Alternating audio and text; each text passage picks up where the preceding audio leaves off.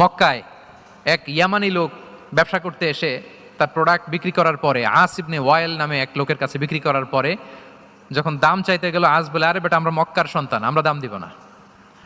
তো সে ভাবলো হয়তো আমার সাথে ঠাট্টা করেছে, হজের মৌসুম যাক, বেচাকেনা শেষ করে যাওয়ার পথে দামটা নিয়ে যাব।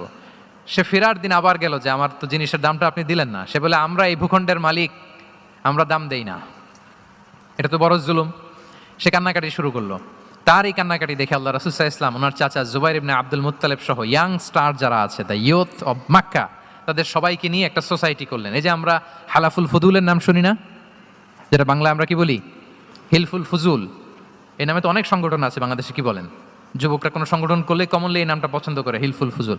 আসলে এটার মূল নাম ছিল হালাফুল মুত্তাইয়িবিন। তিব মানে হচ্ছে রং।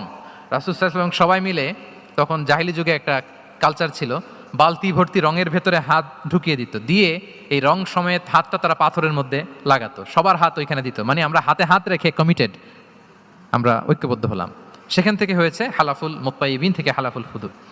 ওনারা বললো যে না, আমরা সবাই থাকবো মা আল মাজলুমি দিদ্দা জালিম, আমরা মজলুমের পক্ষে থাকবো, জালিমের বিপক্ষে থাকবো।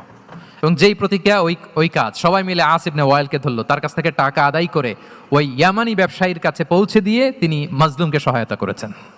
সুবহানাল্লাহ। এবং এই টেন্ডেন্সি, এই জুলুম, চাঁদাবাজি যেগুলো ছিল মক্কার জমিনে, রাসূল সাল্লাল্লাহু আলাইহি ওয়াসাল্লাম এই সোশ্যাল রিফর্মের মাধ্যমে এটাকে সংস্কার করেছেন।